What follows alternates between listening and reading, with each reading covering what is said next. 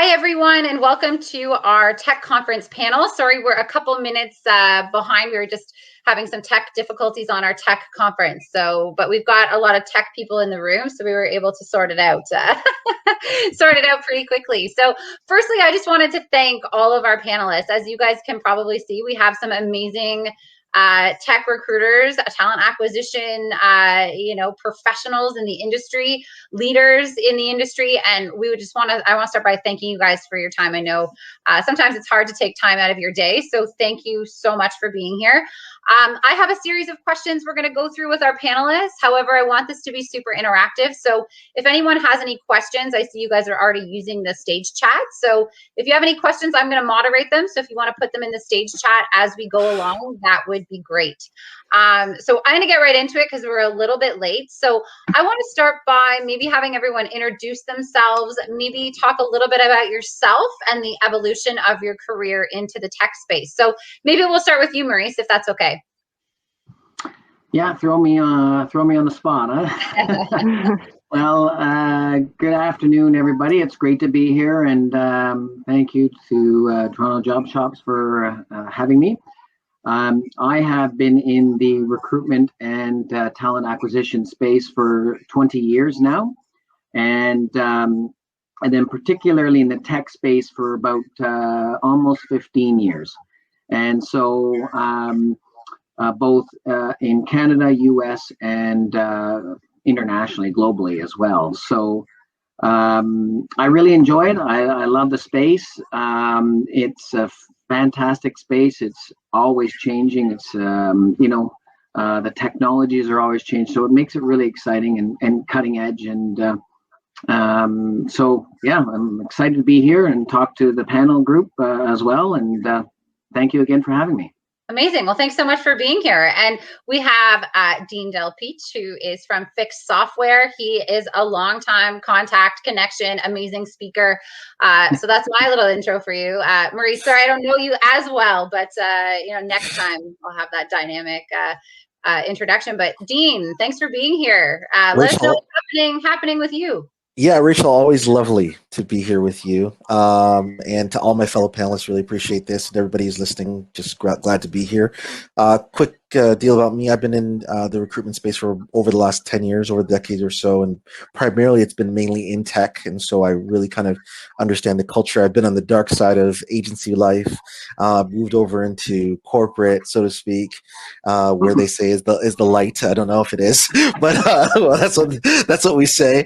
And but where my life has really morphed into is now, in my role at Fiix, I'm the director of talent, and I'm also responsible for diversity, inclusion, belonging, and equity within the organization. And so one of the things that I enjoy doing is really the integration between how recruitment is overlapped or umbrellaed by the conversation of diversity. And so hope to have that discussion here today among my Absolutely. colleagues. We would love to discuss that with you. So thanks so much for being here.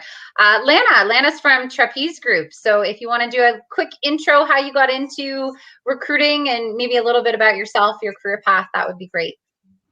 Yes, definitely. Thank you. Hi, everyone. I'm Lana.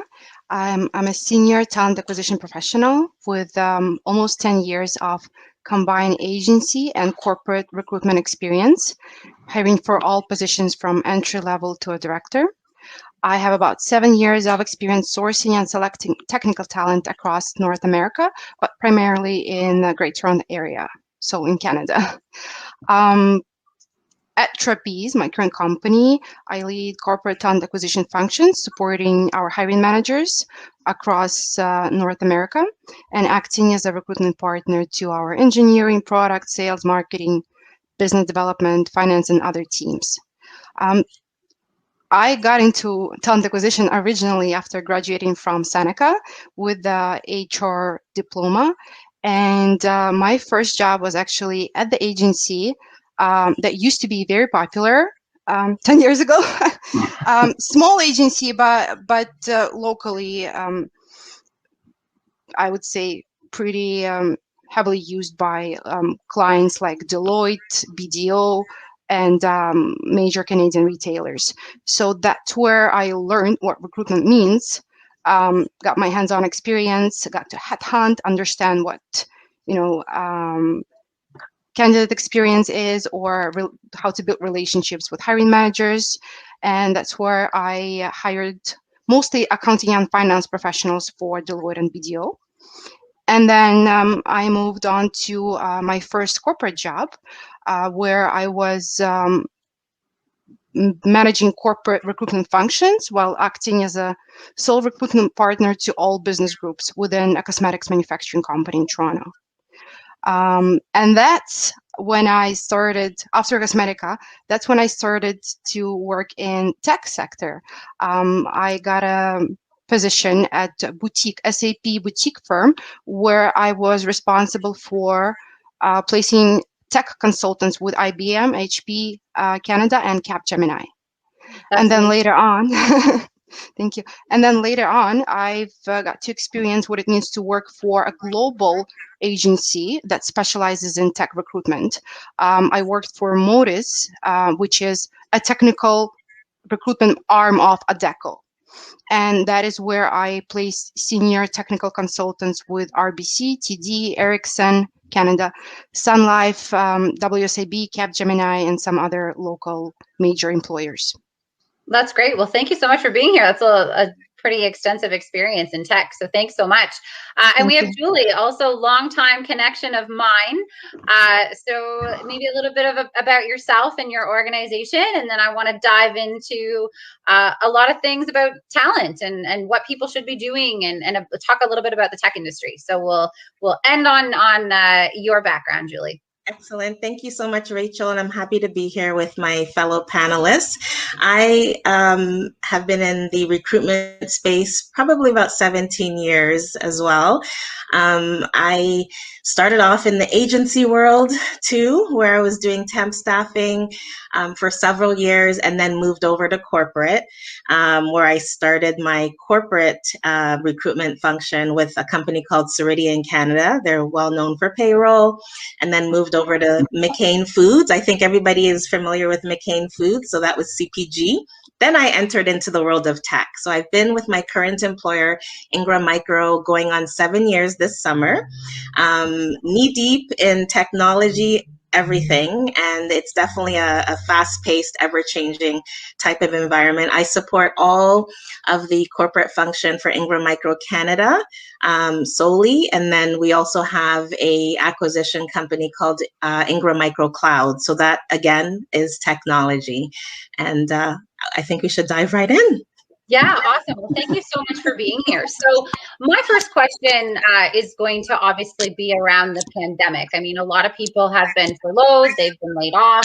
The interview process, I think, is probably one of the most, from a candidate perspective, things that have changed in the way we're applying for jobs and what recruiters are looking for. So Maurice, maybe you can touch a little bit on the pandemic, how it's affected your industry, maybe trends you're seeing, and maybe what you're looking for in the virtual interview. I'm sure you're doing a lot of virtual interviews with your candidates. So maybe some tips on, what you're looking for, how things have changed within your organization from an interviewing perspective. Thanks, Rachel. Yeah, and there's a lot of new trends, of course, particularly with video interviewing. Some people are very comfortable. Millennials are very comfortable with it. Other people are not so much.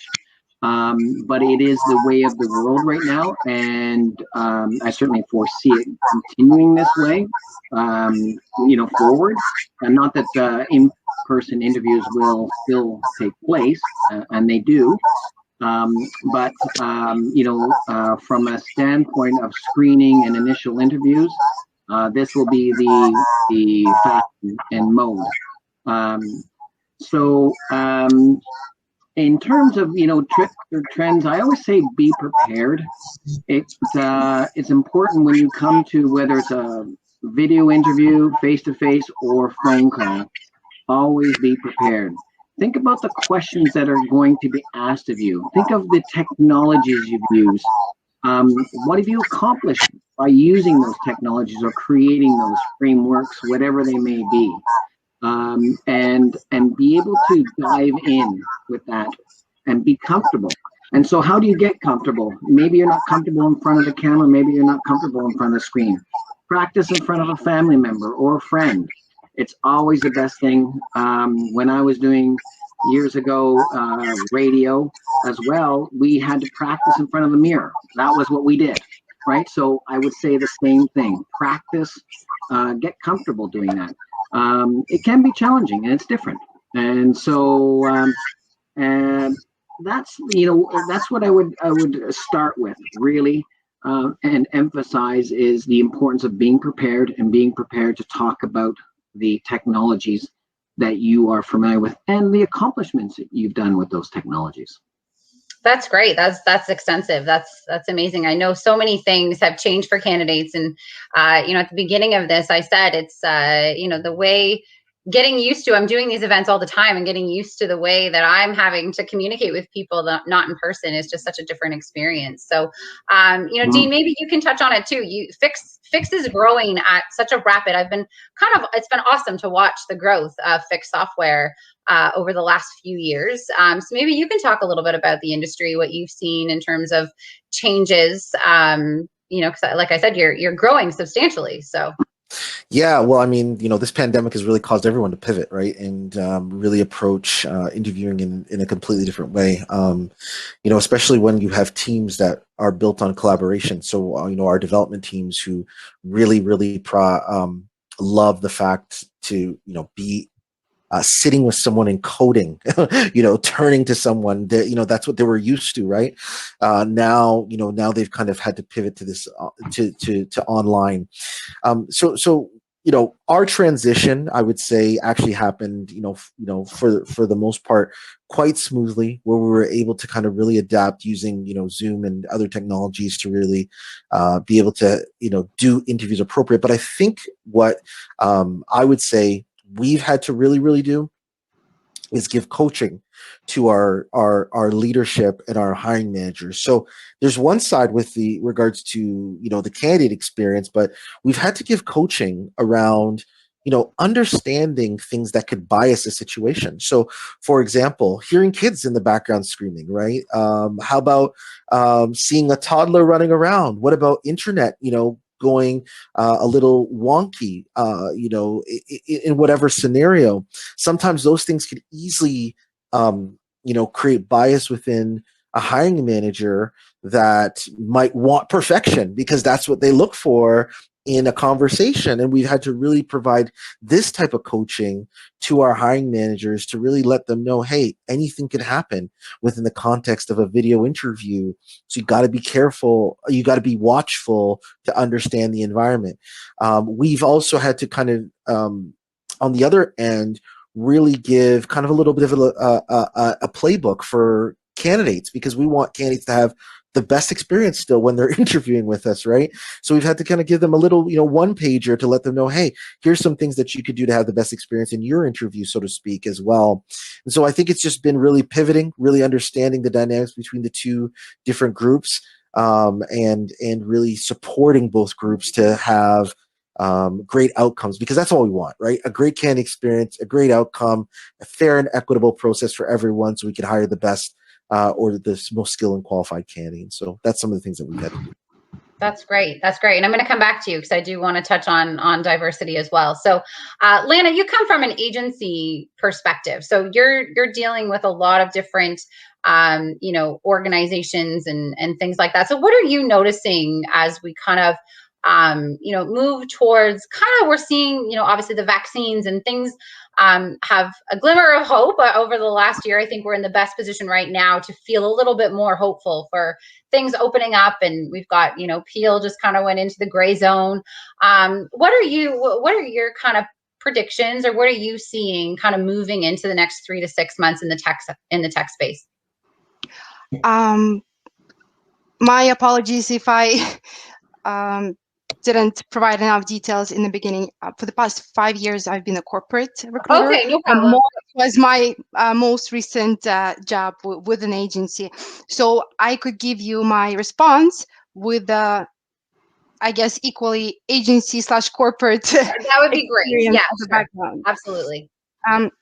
So definitely, since COVID, there are a lot of changes and new trends, especially in 2021. In terms of, so one of the main trends, of course, is remote recruiting and interviewing. I think personally, remote recruiting and interviewing and onboarding is not going anywhere anytime soon, or maybe ever again. The convenience of talking to candidates from a variety of locations over video rather than having to schedule in-person interviews in the office space is obvious to employers and to candidates, whether it's an agency interview or a corporate interview with the hiring manager or with the HR personnel. Remote recruiting saves time for employees, candidates, allows recruiters to talk to a broader pool of candidates at the same time, regardless of geographical location, which is great, or the time zone. I expect it to stay as part of the screening process for many companies, even if we return to the office. So this will mean probably that we can expect to see in-person job interviews become a later stage in the recruitment process when both recruiter and candidate are sure the role is a good fit. So let's say maybe a final interview. That's my assumption based on the trends that I see. Okay, awesome. That's amazing. Sorry, keep going. I was saying within my company and other companies as well that I'm aware of. And also, same goes for the onboarding. Personally, I didn't have any issues or problems adjusting to remote interviewing and onboarding, but that's only because I work for a tech company where I'm supposed to be kind of tech savvy, more or less, and also because I've been hiring and onboarding employees in different states and provinces. So I already had to work with different time zones and video meetings with candidates and with hiring managers to connect with them. Most of my interviews were over the phone if it wasn't a local position. I wasn't used to really interview anyone using Zoom meetings, but because I was used to providing HR and onboarding orientations for the new hires, it was easy to kind of adjust just to the actual interview or screening process over the video. And I think it was also easy to adjust for our hiring managers at Trapeze North America because it's a tech company as well. And most of our, or all of our hiring managers are very tech savvy, and I didn't notice any issues or obstacles for them to adjust to this kind of process. Okay, great. That's great. And Julie, you, Ingram, also, you're a LinkedIn queen, number one. I see your posts all the time, which is amazing.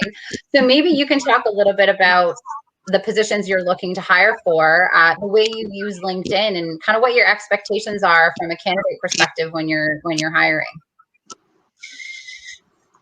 Okay, so in terms of using LinkedIn for myself,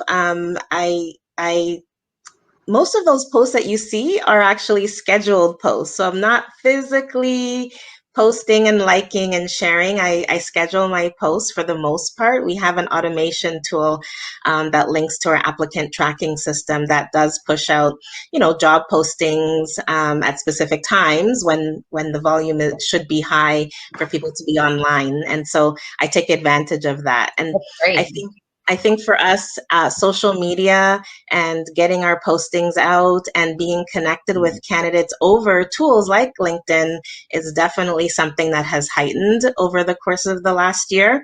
There is definitely a higher volume of people available and interested in getting into technology, I think, over the last year as well. As well, there are people that have been laid off, unfortunately, from organizations. And so that contributes to the influx of available tech talent. For myself at Ingram Micro, we are definitely at a high volume right now in terms of the open roles. It varies. Just today, I opened 2 opportunities.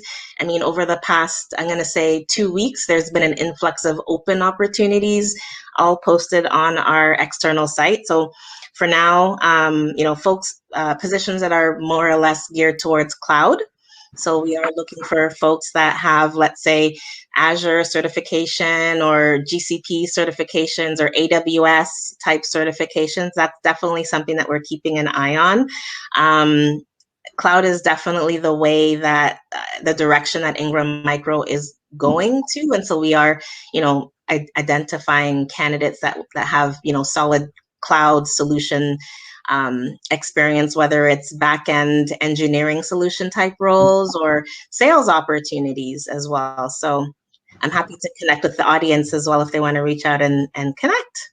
Amazing. And maybe if you all the panelists want to just share your career site in our our stage chat here, so that candidates can find all the positions that you're looking for, that would be great. Maurice, let's go back to you. I'm certain that a lot of people are very interested in working for T-Mobile. Maybe you can talk a little bit about the careers that you're looking to fill and what you're looking for, what your recruiters are looking for when people apply for your roles. Just kind of some general guidelines or general, things that your recruiters are looking for. Yeah, great question. With T-Mobile, we're actually looking for, opportunities right across North America, primarily in the U.S. But they can be anything from software engineers in automation, in quality assurance, quality testing. They can be software engineers in iOS or Android development.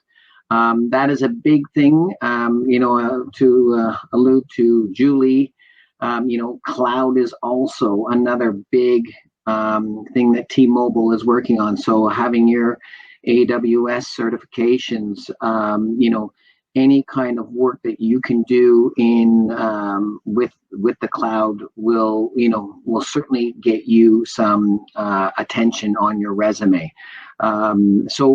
And one thing that's high in demand, I would say as well, is certainly those software engineers based who are iOS developers or Android developers. Technology is going to the phone. I mean, we're here on a laptop right now or a desktop, but I mean, everything's going to the phone now. Everything's going to the handheld device, right? And so there's a lot of creativity. There's a lot of opportunities in those areas. So that's where I'm seeing a lot of trends, a lot of opportunities, and there's plenty more. And I will happily share the career site momentarily. That would be great. And I guess just a couple pointers. If someone was applying to T-Mobile, I know you guys recruit for hundreds of jobs, but maybe you could generalize, just based on your culture, based on the roles you're recruiting for. What is a couple pieces of advice you would give to candidates or people that are interested in working for T-Mobile? What are you looking for ultimately in a candidate? I know it's hard to generalize, but putting you on the spot. It's a great question, and it's challenging. Every role can be very different, and that's a very challenging piece for anybody applying.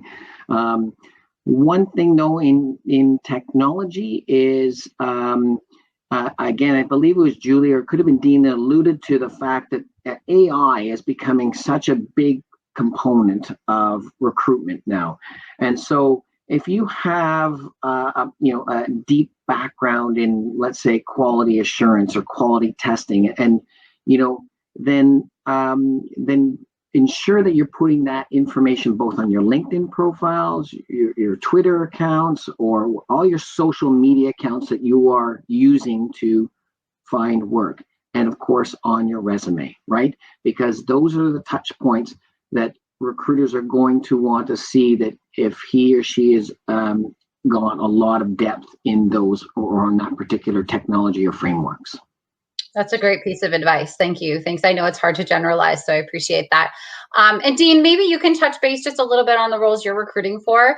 And I know you're huge on diversity, which is phenomenal. And I've followed your career for quite some time. So maybe you could talk a little bit about how Fiix is kind of embracing that diversity. I know you're very, in terms of Fiix, you're very all encompassing of that. So maybe you can talk a little bit about your careers and how you and Fiix have really implemented all of these ways that you're really embracing the diversity aspect of things. Yeah, I'll try to do it real quick. I know we're up Yeah, against sorry, I know time, we're so running out of time here. no, 30 no, minutes is never enough. yeah, it's all good. I'll try to do it in 30 seconds. First of all, the types of roles we're looking for: developer positions, marketing, sales. We're looking for people all across the board.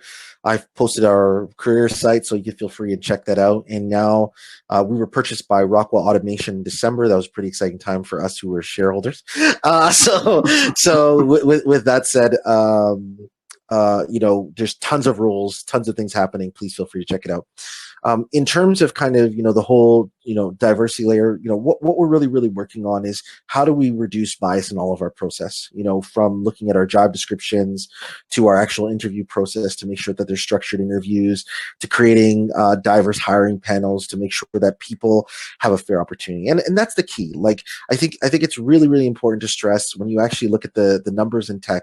I encourage everyone to take a look at the Brookfield Institute's research paper on technology roles. But when you look at diversity in tech, it's extremely low when you're thinking about people from various identity groups and marginalized groups in tech. But the ways to really, really do it is really start to think of how we can give people equitable opportunities when we're recruiting in all of our processes, and making sure that everyone who's skilled and qualified gets the opportunity. And maybe one time, Rachel, we'll do another Q&A, just me and you, or me and you, a couple other people. We'll talk specific about diversity and recruitment in tech, I'd love that. Yeah, and go through kind of how that could be. But I want to make sure you have enough time to do all the other things you got to do. That's great, but thank you. That would be great, because it's such an important topic of conversation, especially in the tech sector.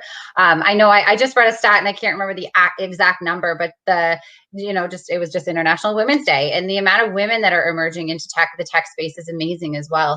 So great to see all these positive changes and things in visible minorities, diversity, all of that. So it's so great that you and your organization are doing such a great job removing all those biases. So kudos to you guys. And I guess we have one more minute. So Lana, we'll end with you. Just share some of the roles that maybe you're recruiting for, and maybe end with your piece of advice to anyone that's looking to apply to your organization in a tech role. And I'm so sorry, Rachel, just due to another meeting that I'm running to, I have to jump off. Worries. I do apologize. Thanks everyone for having me. Thank you for joining us. I appreciate your time. Thank you. No problem. Take care, everyone.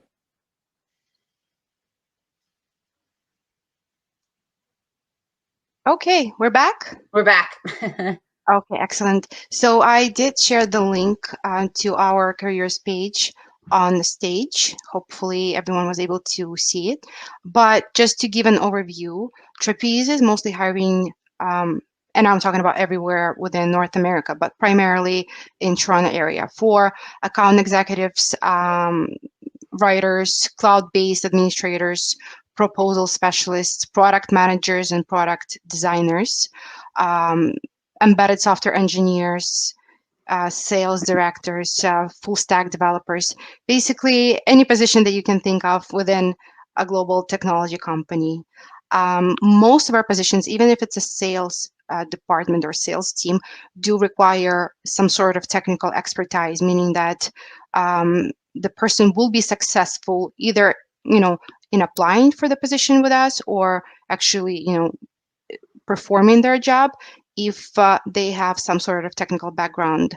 If it's, let's say, if it's a senior account executives who will be selling either, doing outside sales or inside sales, the person would succeed if they have either a technical degree, so in engineering, for example, or science, or some sort of experience working within a technology company or with technology clients at enterprise level.